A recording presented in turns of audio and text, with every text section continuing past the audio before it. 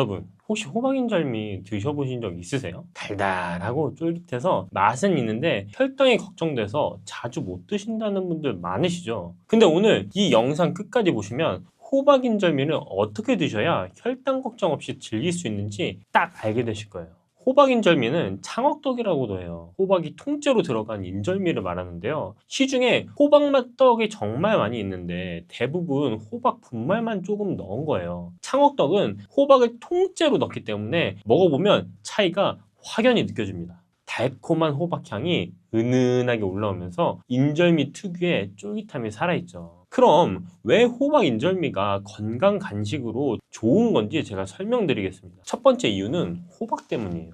호박은 100g당 열량이 24칼로리밖에 안 돼요. 굉장히 낮은 거죠. 그러면서도 비타민 A, C, E와 식이섬유, 칼륨, 베타카로틴이 골고루 들어있습니다. 정말 많은 성분이 있죠. 이 호박의 효능을 제가 4가지 말씀드리겠습니다. 첫 번째는 혈당을 안정시켜줍니다. 연구에 따르면 호박은 2형 당뇨병 환자들의 혈당을 낮추는 것으로 나타났어요. 연구진은 호박이 인슐린 분비를 촉진한다고 밝혔어요. 또한 호박의 풍부한 식이섬유가 혈당을 낮추는 인슐린 분비를 도와준다고 합니다. 두 번째로는 혈압을 조절해줍니다. 하이닥 자료에 따르면 호박에 있는 칼륨이 체내 나트륨 배출을 도와 혈압 조절에 기여하고 마그네슘은 혈관 이완과 심장 기능 유지에 관여한다고 합니다. 짠 음식을 많이 드시는 분들일수록 호박을 꾸준히 드시면 좋다는 거죠. 그리고 세 번째는 부종을 완화해 줍니다. 건강 다이제스트 자료에 따르면 호박은 이뇨작용이 탁월해서 전신 부종에 효과가 있다고 합니다. 칼륨이 신장의 나트륨과 수분 배출을 촉진해서 소변량을 늘리고 몸에 쌓인 체액 정체를 줄여줍니다. 아침에 일어났을 때 손발이 잘 붓는 분들은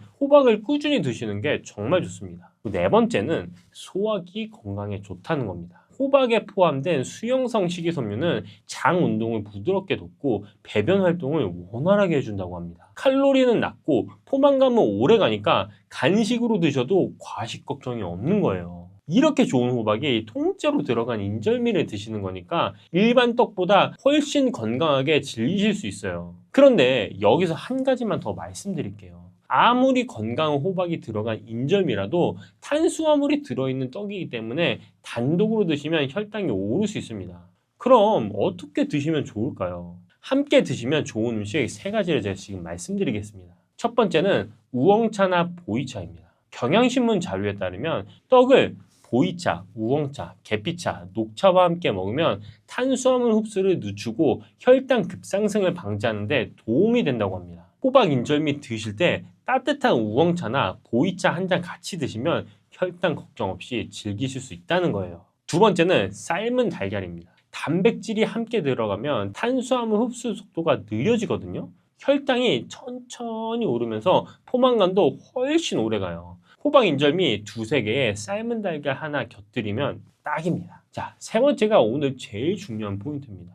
바로 쑥이에요. 호박 인절미만 드시면 혈당이 오를 수 있는데 쑥과 함께 드시면 이걸 잡아줄 수 있습니다. 쑥에는 폴라보노이드와 페놀 같은 항산화 물질이 풍부하게 들어있어요. 이 성분들이 혈액순환을 원활하게 하고 콜레스테롤 개선에도 효과가 있습니다. 동의보감에도 쑥이 몸을 따뜻하게 하고 위장과 간, 신장의 기능을 강화하는 데 도움을 준다고 적혀 있습니다. 거기다가 쑥에는 식이섬유가 풍부해서 탄수화물이 흡수되는 속도를 늦춰줍니다. 그래서 저는 간식을 먹을 때 호박 인절미와 쑥떡을 같이 먹습니다. 호박 인절미의 달콤한 맛에 쑥떡에 향긋함이 더해져서 맛도 좋고 혈당 걱정도 줄어드는 거예요. 자세한 내용은 고정 댓글에 달아놨으니까 한번 확인해 보세요. 자, 그리고 주의사항도 제가 말씀드리겠습니다. 아침 공복에 호박 인절미만 단독으로 드시는 건 피해 주세요. 탄수화물이 주 성분이라서 공복에 단독으로 드시면 혈당이 갑자기 오를 수 있어요. 가장 좋은 타이밍은 오후 2시에서 4시 사이 간식 시간에 드시는 겁니다. 하루에 2개에서 3개면 충분해요. 당뇨가 있으신 분들은 드시기 전에 담당 선생님께 꼭 여쭤보시길 바랍니다. 자, 오늘 중요한 내용 딱 정리해 드리겠습니다. 호박 인절미, 즉 창억떡은 호박이 통째로 들어간 떡으로 혈당 안정, 혈압 조절, 부종 완화, 소화 개선에 좋습니다. 함께 드시면 좋은 음식 3가지 제가 말씀드렸는데요. 우엉차나 보이차로 혈당 급상승을 반지하는 거, 삶은 달걀로 단백질을 보충해서 포만감을 유지시키시고 쑥과 함께 드시면 혈당 조절에 더 좋습니다. 오후 2시에서 4시 사이 간식 시간에 하루 2~3개씩 드시면 딱 좋습니다. 공복에 단독 섭취는 피해주세요. 오늘도 건강한 하루 보내시길 바랍니다. 당뇨 없어도 혈당은 안심하면 안 됩니다. 혈당 관리해야 된다는 건 다들 아시죠? 그런데 막상 하려고 하면 너무 복잡합니다. 이건 먹으면 안 되고 저건 조심해야 하고 이 음식은 혈당 지수가 어떻고 저 음식은 인슐린이 어떻고 알려고 하면 할수록 더 헷갈리고 그냥 손 놓게 되는 분들도 많으세요. 그런데 오늘 이 영상을 보시고 나면 복잡함이 싹 정리가 됩니다.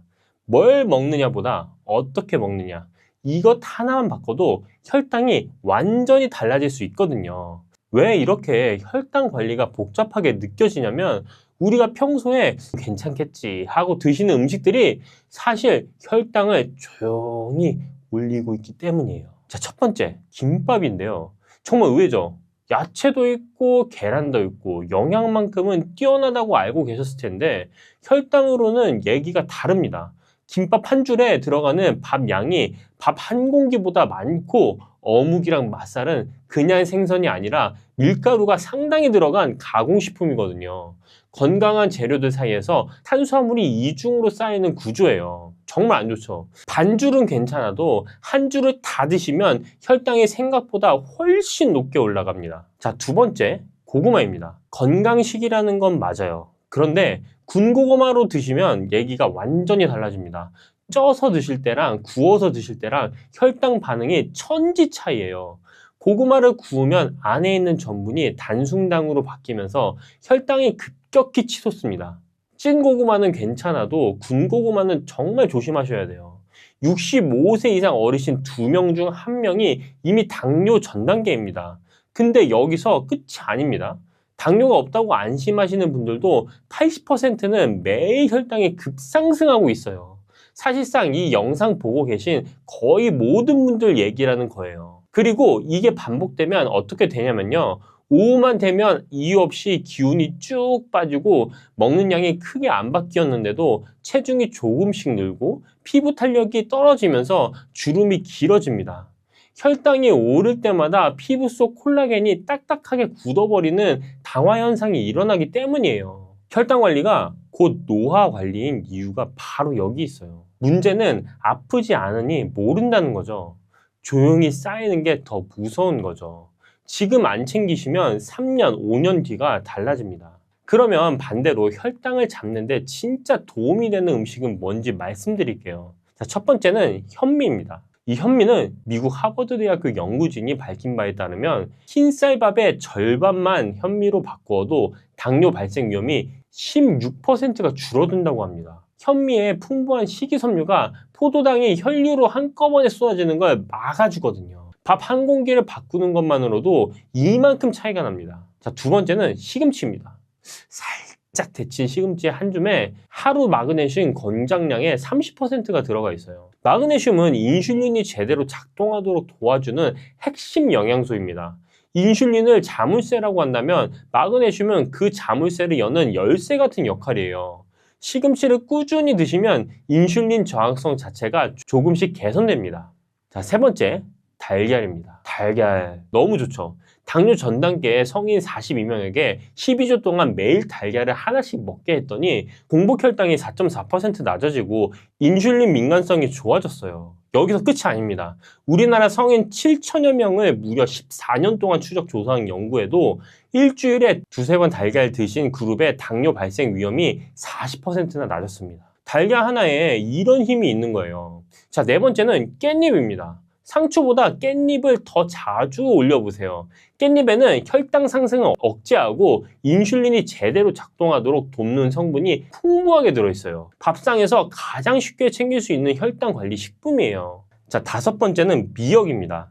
미역의 끈적끈적한 성분 알긴산이 장 속에서 당분을 직접 흡착해서 몸 밖으로 끌고 나가는 역할을 합니다. 우리 몸속 당 청소부라고 생각하시면 딱 맞아요. 미역국 한 그릇이 그냥 국거리가 아니라 혈당을 관리해주는 고마운 음식이기도 한 거예요. 혈당이 정상화가 되어 간다면 가장 먼저 느끼시는 게 오후 나른함이 줄어드는 겁니다. 점심 먹고 나서 2시간쯤 지나면 이유 없이 기운이 푹 빠지고 눈꺼풀이 무거워지셨던 분들 많으실 텐데요. 그게 사실 혈당이 급하게 올라갔다가 다시 뚝 떨어지면서 생기는 현상이거든요. 혈당이 안정화되기 시작하면 이 오후 피로감이 먼저 사라집니다. 거기다 혈당이 오를 때마다 피부 콜라겐이 딱딱하게 굳는 당화 현상도 줄어들어요. 2주, 3주 꾸준히 드시는 분들이 거울을 봤을 때 얼굴이 좀 맑아진 것 같다고 느끼시는 경우가 많아요. 혈당 관리가 곧 노화 관리인 이유가 바로 여기 있습니다. 밤잠도 달라져요. 혈당이 불안정하면 주무시는 동안에도 혈당이 튀면서 수면을 방해하거든요. 혈당이 잡히기 시작하면 깊은 잠을 자게 되고 아침에 개운하게 일어나시는 날이 훨씬 더 늘어납니다. 그리고 한 가지 더 말씀드리겠습니다. 식사 후에 10분에서 15분 가볍게 움직여 보세요. 꼭 운동이 아니어도 됩니다. 걷기든 계단 오르내리기든 집안을 왔다 갔다 하시는 것으로도 충분해요. 밥을 먹고 나서 근육이 움직이기 시작하면 혈액 속 포도당을 에너지로 바로 소비하거든요. 식후 혈당이 치솟은 걸 이 작은 습관 하나가 막아줍니다. 그렇다면 아침은 어떻게 시작하면 좋을까요? 아침은 하루 중 혈당이 가장 튀기 쉬운 시간대예요. 자고 일어나면서 코르티솔이라는 스트레스 호르몬이 분비되는데 이 호르몬이 혈당을 끌어올리는 작용을 하거든요. 이미 혈당이 오르기 쉬운 상태인데 여기에 바로 밥이나 빵을 드시면 혈당이 한 번에 치솟는 구조가 만들어집니다. 그래서 제가 요즘 챙기는 게 있는데요. 아침 식사 20분에서 30분 전에 올리브유를 한 스푼 먹는 거예요. 올리브유에 들어있는 불포화 지방산이 위 배출 속도를 늦춰줘서 밥을 먹어도 혈당이 급격하게 오르는 걸 미리 막아줍니다. 거창한 준비 없이 한 스푼으로 하루 혈당의 출발점을 잡아주는 거예요. 그리고 아침 식사로는 저는 요즘 삶은 달걀 2개에 양배추를 곁들여서 먹고 있습니다. 거기에 견과류 한 줌이나 방울토마토 몇 알을 추가하시면 훨씬 더 좋습니다. 씻어서 바로 드실 수도 있고 준비할 것도 없는데 식이섬유에 항산화까지 생길 수가 있어요. 탄수화물보다 단백질과 식이섬유로 하루를 열면 우리 몸이 혈당을 안정적으로 유지하는 방향으로 하루를 시작하게 되거든요. 식사 순서 바꾸는 거 많이 들어보셨죠? 채소 먼저 먹고 밥은 나중에. 맞는 말이긴 한데 오늘은 그것 말고 바로 실천할 수 있는 걸 말씀드리겠습니다. 자, 첫 번째는 흰쌀밥을 현미나 잡곡으로 바꿔보세요. 당장 100% 바꾸실 필요는 없어요. 밥솥에 현미 조금 섞는 거 생각보다 어렵지 않습니다. 두 번째, 아까 김밥이 혈당이 안 좋다고 말씀드렸죠? 근데 김밥을 아예 못 드시면 너무 섭섭하잖아요. 그래서 소개해드릴 게 바로 키토 김밥입니다. 밥 대신에 계란 지단을 깔고 마는 김밥인데요. 만드는 법도 생각보다 간단합니다. 계란 2개에서 3개를 풀어서 팬에 넓게 펴서 지단을 만들어주세요. 김 위에 밥 대신 계란 지단을 깔고 당근, 깻잎, 단무지, 오이 같은 속재료를 올리고 돌돌 말아주시면 됩니다. 취향에 따라 참치나 닭가슴살을 넣으시면 훨씬 더 좋아요. 탄수화물은 확 줄이고 단백질은 꽉 채운 혈당 관리 최고의 한 끼입니다. 김밥 드시고 싶을 때 이걸로 대신해 보세요. 오늘 말씀드린 것들 한 번에 바꾸려고 하지 않으셔도 됩니다. 하나씩만 바꿔보세요. 아침에 올리브유 한 스푼, 흰쌀밥에 현미 한 줌, 밥 먹고 나서 10분 동안 걷기. 이 작은 것들이 쌓이면 혈당이 달라지고 몸이 달라집니다. 혈당 관리 어렵게 생각하지 마시고 오늘 영상에서 딱 하나만 실천해 보시는 것, 그게 바로 시작입니다. 혈압, 혈당, 무릎 관절, 이 3가지가 한 번에 잡힌다면 믿으시겠습니까? 콩나물, 그냥 해장국 재료라고만 알고 계셨죠? 그런데 오늘 이 영상 끝까지 보시고 나면 생각이 완전히 달라지실 겁니다. 혈관 벽에 쌓인 노폐물을 밀어내고 치솟은 혈당을 잡아주고 약해지는 뼈를 단단하게 붙잡아주는 성분이 이 조그마한 콩나물 안에 전부 들어있거든요. 그것도 전 세계에서 오직 우리나라에서만 먹는 식재료입니다. G20 정상회의 때 각국 퍼스트 레이디들이 한국을 방문했을 때 식탁에 오른 음식 중 하나가 바로 콩나물국이었습니다.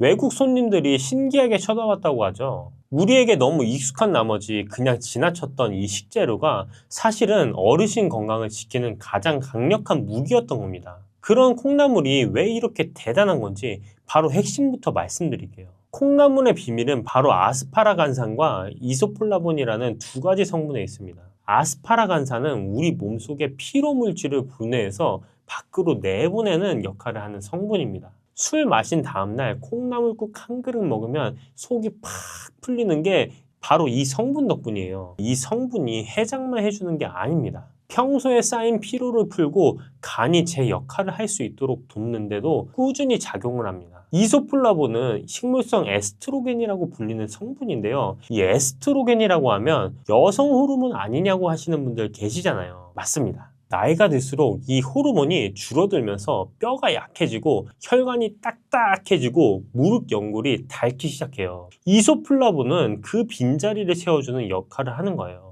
중년 여성뿐만 아니라 중년 남성에게도 혈관 건강 측면에서 도움이 됩니다. 그리고 한 가지 더 놀라운 사실이 있어요. 콩에는 원래 비타민C가 전혀 없거든요. 콩이 싹을 틔워서 콩나물이 되는 순간 비타민C가 새로 생겨납니다. 발화 후에 5에서 6일 정도 사이에 비타민 함량이 가장 높아지는데 이게 바로 콩나물을 신선할 때 먹어야 하는 이유입니다. 콩나물을 어떻게 먹어야 효과가 배가 되는지 말씀을 드릴게요. 콩나물 혼자서도 훌륭하지만 어떤 음식과 함께 먹느냐에 따라 몸에서 흡수되는 영양이 확실히 달라집니다. 콩나물과 함께 먹으면 보약이 되는 음식 첫 번째는 마늘과 돼지고기입니다. 콩나물국을 끓이실 때 다진 마늘을 꼭 넣어보세요. 콩나물에 들어있는 아스파라긴산이 피로 물질을 분해하는데 마늘의 알리신이 더해지면 피로 회복 효과가 한층 강해집니다. 여기에 돼지고기까지 곁들이면 금상첨화입니다.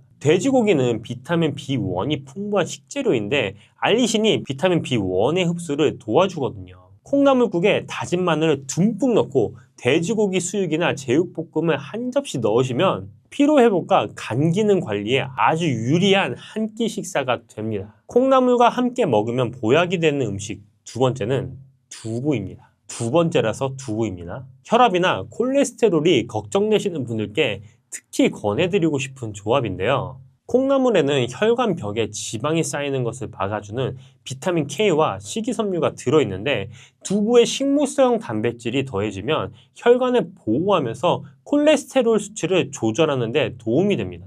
콩나물 두부조림 하나면 반찬 걱정도 없고 혈관 걱정도 한결 덜 수 있습니다. 콩나물과 함께 먹으면 보약이 되는 음식 세 번째는 표고버섯과 잡곡밥입니다.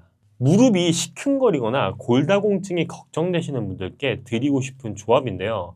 콩나물의 이소플라본이 뼈를 지키는 역할을 하는데 버섯의 비타민 D가 칼슘 흡수를 도와주면서 이 효과가 더욱 강해집니다. 뼈를 유지하는 데는 칼슘만으로는 부족하고 그 칼슘을 뼈에 붙잡아두는 비타민 D가 반드시 함께 있어야 하거든요. 여기에 잡곡밥까지 더해지면 혈당까지 안정적으로 잡아주는 한 끼가 완성이 됩니다. 그럼 지금 말씀드린 조합 중에서 오늘 당장 따라 하실 수 있는 레시피 하나를 소개해 드릴게요. 바로 콩나물 두부 된장국입니다. 재료는 간단해요. 콩나물 한 줌, 두부 반모, 표고버섯 두세 개, 다진 마늘 한 숟가락, 된장 한 숟가락 반이면 됩니다. 만드는 방법도 어렵지 않습니다. 먼저 냄비에 물을 500ml를 붓고 된장을 풀어줍니다. 여기에 표고버섯을 썰어 넣고 중불에서 끓여주세요. 국물이 우러나기 시작하면 콩나물을 넣는데 이때 뚜껑을 열고 끓여야 비린내가 나지 않습니다. 콩나물이 어느 정도 익으면 두부를 한 입 크기로 잘라 넣고 마지막에 다진 마늘을 넣어서 한 소끔 더 끓여주면 완성입니다. 이 조합이 왜 좋냐면 콩나물의 이소플라본과 비타민 K가 뼈와 혈관을 지키고 두부의 식물성 단백질이 근육을 붙잡아주고 표고버섯의 비타민 D가 칼슘 흡수를 도와주기 때문입니다. 된장까지 더해지면 장 건강에도 유리하죠. 혈관 건강, 뼈, 근육, 장을 한꺼번에 챙기는 국 한 그릇이 완성이 되는 겁니다. 그런데 여기서 한 가지 꼭 말씀드려야 될 게 있어요. 제가 콩나물이 몸에 좋다고 해서 몇 끼 듬뿍듬뿍 드시는 분들이 계실까봐 말씀을 드리는데요. 좋은 음식도 균형이 중요합니다. 콩나물에는 식이섬유가 풍부한데 이게 장 건강에는 도움이 되지만 한꺼번에 너무 많이 드시면 오히려 속이 부글거리거나 복통이 생길 수 있습니다. 좋은 식재료도 어떻게 조리하고 얼마나 먹느냐가 결국 건강을 결정합니다. 그리고 콩나물이 좋다고 해서 뭐든 같이 드셔도 되는 건 아니에요. 오히려 함께 먹으면 콩나물의 좋은 성분을 다 망쳐버리는 음식들이 있거든요. 지금부터 말씀드리는 것들 꼭 기억해 두세요. 첫 번째, 콩나물과 우유는 함께 드시면 안 됩니다. 직접 같이 드시는 분들은 많지 않겠지만 콩나물 드신 후에 바로 우유 한 잔이나 라떼를 즐기시는 분들 계신가요? 이렇게 식후에 바로 드시는 것도 주의가 필요합니다. 콩나물과 우유의 단백질이 서로 엉키면서 소화가 어려워지고 속이 더부룩하거나 배탈로 이어질 수 있거든요. 콩나물 드신 날은 우유나 라떼는 조금 나중에 드시는 게 좋습니다. 두 번째는 콩나물 무침하실 때 식초는 주의하셔야 됩니다. 새콤달콤하게 식초나 초고추장을 넣어 드시는 분들이 간혹 있어요. 맛은 있지만 식초가 콩나물의 영양소를 파괴할 수 있어서 몸에는 그다지 좋지 않습니다. 다시 말하면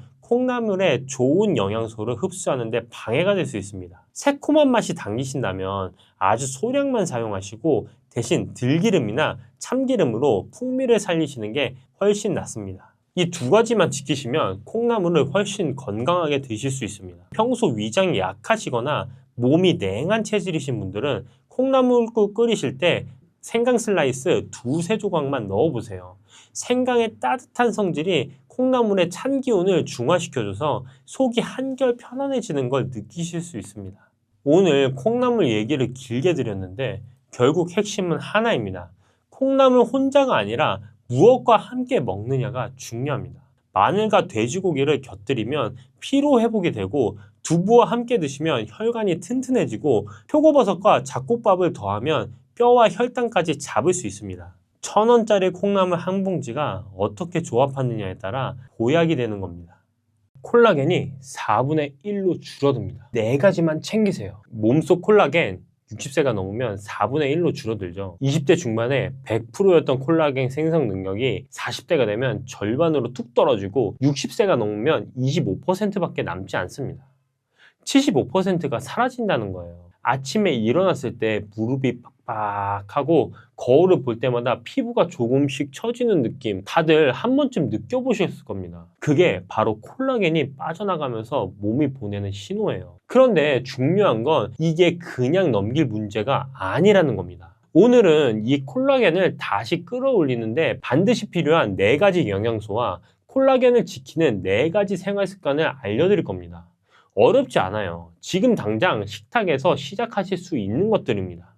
그럼 왜 콜라겐이 이렇게까지 줄어드는 걸까요? 피부는 물론이고 뼈, 근육, 관절, 장 점막까지 온몸 구석구석을 단단하게 붙들어 매는 역할을 해요. 쉽게 말씀드리면 몸의 접착체 같은 존재입니다. 그런데 이 콜라겐을 만드는 공장이 나이가 들면서 서서히 멈춰가는 겁니다. 문제는 콜라겐이 줄어드는 게 단순히 세월이 흘렀기 때문만은 아니라는 겁니다. 잘못된 식습관, 수면 부족, 자외선, 만성염증 이런 것들이 콜라겐을 훨씬 더 빠르게 갉아먹습니다. 거꾸로 말하면 올바른 영양소를 제때 챙기면 이 공장을 다시 돌릴 수 있다는 뜻입니다. 실제로 생활 습관을 바꾼 60대에게 콜라겐 생성 능력이 25%에서 62%까지 회복됐다는 결과도 있습니다. 여기서 중요한 게 하나 있어요. 콜라겐은 먹어도 그대로 흡수가 안 되거든요. 분자가 너무 커서 몸이 소화하면서 다 쪼개버려요. 진짜 핵심은 몸이 스스로 콜라겐을 만들 수 있게 재료를 채워주는 겁니다. 그 재료가 바로 지금부터 알려드릴 4가지입니다. 4위는 단백질, 정확히 아미노산입니다. 콜라겐은 결국 단백질입니다. 그러니까 콜라겐을 만들려면 그 원재료가 되는 아미노산이 충분히 공급돼야 합니다. 그 중에서도 글리신, 프롤린 이 2가지가 핵심입니다. 글리신은 콜라겐 전체의 약 3분의 1을 차지할 정도로 비중이 큰 아미노산입니다.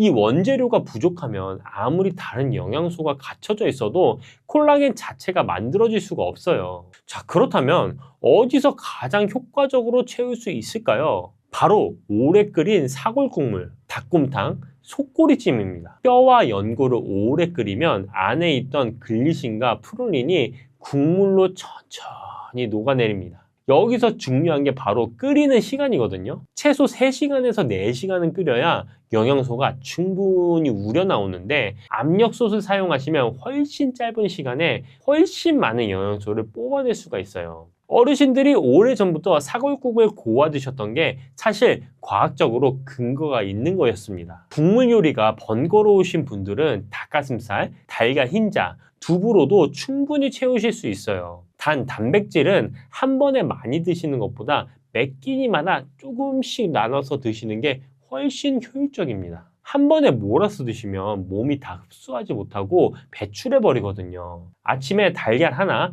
점심 두부 한 모, 저녁 닭고기 한 토막 이렇게 나눠서 꾸준히 채워주시는 게 바로 핵심입니다. 자, 3위는 구리입니다. 콜라겐 섬유가 만들어지고 나면 끝이 아니에요. 섬유끼리 서로 교차 결합이 되어야 진짜 탄력이 있고 탄탄한 조직이 완성됩니다. 이 마지막 결합을 완성하는 게 바로 구리거든요. 구리가 없으면 콜라겐이 만들어져도 흐물흐물해서 제 역할을 못합니다. 아무리 좋은 재료로 집을 지어도 마지막에 시멘트로 굳혀주지 않으면 무너지는 거예요. 구리가 부족해지면 피부 탄력이 갑자기 확 떨어지고 상처가 잘 아물지 않고 빈혈 증상이 나타나기도 합니다. 그런데 여기서 꼭 알아두셔야 할 게 있어요. 구리와 아연은 서로 흡수를 경쟁합니다. 아연 보충제를 과하게 드시면 오히려 구리가 결핍될 수 있거든요.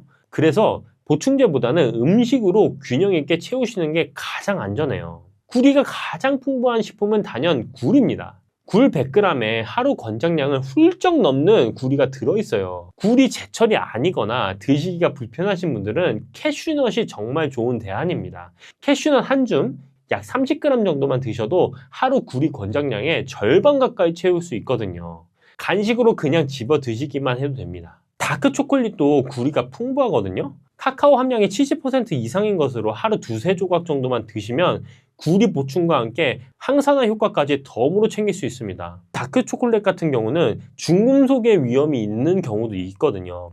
제가 하단 링크에다가 중금속이 없는 다크 초콜릿 링크를 걸어놨으니까 이걸 드시면은 훨씬 더 건강하게 구리를 보충하실 수 있습니다. 자, 2위는 아연입니다. 아연은 세포가 콜라겐을 다시 만들라는 신호를 켜주는 역할을 합니다. 우리 몸에서 200가지가 넘는 효소 작용에 관여하는 미네랄인데 그 중에서도 콜라겐 합성 요소를 직접 활성화하는 핵심 역할을 해요. 쉽게 말씀드리면 공장 가동 버튼 같은 겁니다. 재료가 아무리 잘 갖춰져 있어도 이 버튼이 눌리지 않으면 공장이 돌아가지가 않잖아요. 아연이 부족해지면 피부에 염증이 자꾸 생기고 상처 회복이 눈에 띄게 느려집니다. 탈모가 심해지거나 미각이 둔해지는 것도 아연 결핍의 대표적인 신호예요. 특히 활동량이 줄고 식사량이 적어진 어르신들일수록 아연이 부족해지기 쉽습니다. 아까 3위 굴기에서도 말씀드렸죠. 사실 굴은 아연도 최고입니다. 굴 하나로 구리와 아연을 동시에 챙길 수 있는 겁니다. 굴이 부담스러우신 분들은 소고기도 좋습니다. 특히 살코기 부위에 아연이 풍부하게 들어있어서 일주일에 2번에서 3번 드시는 것만으로도 충분히 채울 수 있습니다. 자, 1위는 비타민 C입니다. 지금까지 3가지의 영양소를 말씀드렸는데요. 사실 이 3가지가 전부 갖춰져 있어도 비타민 C가 없으면 콜라겐은 만들어지지 않습니다. 그만큼 비타민 C는 콜라겐 합성 전 과정에서 없어서는 안 될 핵심 중의 핵심입니다. 콜라겐을 구성하는 원료들이 강력한 삼중 나성 구조로 단단하게 엮이려면 비타민 C가 반드시 있어야 합니다. 쉽게 말씀드리면 비타민 C는 콜라겐을 완성하는 마지막 조합 공정의 핵심 부품입니다. 게다가 비타민 C는 여기서 그치지 않아요. 이미 만들어지는 콜라겐이 파괴되는 것도 막아줍니다. 콜라겐을 만드는 역할과 지키는 역할, 2가지를 동시에 하는 유일한 영양소예요. 이게 얼마나 중요한지는 역사가 증명하는데요. 수백 년 전에 오랫동안 바다에 나가 있던 선원들이 과일을 전혀 먹지 못하면서 괴혈병에 걸렸습니다. 잇몸에서 피가 나고 치아가 빠지고 근육이 녹아내리고 결국 사망에 이르렀습니다. 이 모든 게 비타민 C 부족으로 콜라겐이 무너졌기 때문인데요. 비타민 C가 콜라겐에 얼마나 결정적인지 이 이야기 하나로 다 설명이 되죠. 그런데 사실 비타민 C 우리 밥상에 이미 다 들어있어요. 고추 하나만 봐도 그래요. 풋고추 100g에 비타민 C가 무려 100mg 이상 들어있습니다. 오렌지보다 훨씬 많은 양이에요. 피망도 마찬가지거든요. 피망 반 개만 드셔도 권장량은 훌쩍 넘습니다. 볶음 요리에 넣어도 좋고 그냥 썰어서 드셔도 됩니다. 브로콜리는 살짝 데쳐서 된장에 찍어 드시면 반찬으로도 훌륭하고요. 양배추는 쌈으로 드시거나 겉절이로 드시면 비타민 C를 부담 없이 채울 수 있습니다. 아보카도도 빼놓을 수 없죠. 아보카도는 비타민 C뿐만 아니라 건강한 지방이 풍부해서 콜라겐이 파괴되는 것을 막아주는 역할까지 합니다. 염증을 줄여주고 콜라겐이 오래 유지될 수 있는 환경을 만들어주는 거죠. 귤 2개, 3개, 딸기 한 줌도 훌륭한 선택이에요. 단 비타민 C는 열에 굉장히 약하거든요. 끓이거나 볶으면 절반 이상이 파괴되기 때문에 되도록 생으로 드시는 게 핵심입니다. 고추도, 피망도, 브로콜리도 가열을 최소화하고 생으로 드시는 게 비타민 C 섭취에는 훨씬 효과적입니다. 지금까지 콜라겐을 만드는 4가지 영양소를 말씀드렸는데요. 제가 3위로 말씀드렸던 게 뭐였는지 기억나시나요? 네. 사실은 이것만으로도 부족합니다. 아무리 좋은 재료로 채워 넣어도 콜라겐이 빠져나가는 구멍을 막지 않으면 밑 빠진 떡에 물 붓기가 됩니다. 지금부터 말씀드린 내용은요, 영양소만큼 중요합니다. 콜라겐을 지키는 첫 번째는 수면이에요. 콜라겐은 깊은 수면 중에서 가장 많이 만들어지거든요. 잠자리에 드신 직후에 깊은 수면 단계에서 성장 호르몬이 분비되는데 바로 이때 콜라겐 생성이 집중적으로 이루어집니다. 아무리 좋은 영양소를 챙기셔도 잠을 제대로 못 주무시면 효과가 크게 줄어들어요. 주무시기 1시간 전 스마트폰을 내려놓고 매일 같은 시간에 주무시는 습관이 콜라겐을 만드는 가장 기본적인 조건입니다. 콜라겐을 지키는 두 번째는 자외선 관리입니다. 피부 노화와 관련된 손상의 최대 90%가 자외선에서 비롯된다는 연구 결과가 있습니다. 자외선은 피부 속 콜라겐을 직접 파괴하기 때문에 외출하실 때 가벼운 선크림 하나가 콜라겐을 지키는 방패가 됩니다. 단, 햇볕을 완전히 피하실 필요는 없어요. 적당한 햇볕은 비타민 D를 만들고 호르몬 균형에도 도움이 되거든요. 한낮 강한 자외선만 조심하시면 됩니다. 콜라겐을 지키는 세 번째는 장 건강인데요. 장이 건강해야 콜라겐 원료가 제대로 흡수됩니다. 장 점막이 약해지면 아무리 좋은 영양소를 드셔도 흡수가 안 돼요. 김치, 된장, 청국장처럼 발효식품을 꾸준히 드시면 장내 유익균이 늘어나면서 장 점막이 튼튼해집니다. 우리 전통의 식단이 장 건강에 최고입니다. 콜라겐을 지키는 마지막 네 번째는 혈당 관리입니다. 혈당이 올라갈 때마다 몸 안에 당화 반응이 일어나는데 이 반응이 콜라겐 섬유를 딱딱하게 굳히고 망가뜨립니다. 흰 쌀밥보다는 잡곡밥, 단 음식과 정제된 탄수화물을 줄이는 것만으로도 콜라겐이 파괴되는 속도를 크게 늦출 수 있습니다. 식사로 잘 안 되신다면 바나바잎 추출물 영양제를 드시는 것도 하나의 방법이 될 수 있습니다. 그리고 식사 후 10분에서 15분 가벼운 산책도 혈당을 안정시키는 데 큰 도움이 됩니다. 이렇게 2주 정도 지나면 피부 윤기가 먼저 달라져요. 거울 보실 때 좀 다른 것 같은데? 하는 느낌이 오실 겁니다. 또한 한 달쯤 지나면 계단 오를 때 무릎이 덜 시큰해지는 걸 느낄 수 있습니다. 콜라겐이 채워지면서 관절을 감싸는 완충 역할이 살아나기 때문입니다. 아침에 일어날 때 몸이 한결 가벼워지고 속도 편해지는 걸 느끼시는 분들이 많습니다. 콜라겐이 장 점막을 든든하게 만들어주기 때문인데요. 단순히 피부만의 이야기가 아니에요. 뼈가 단단해지고 관절이 편해지고 속이 편해지면서 일상이 달라집니다. 제가 각 순위마다 드린 작은 팁 하나를 실천해 보세요. 작은 것 하나가 한 달 후 그리고 1년 후를 바꿔줍니다.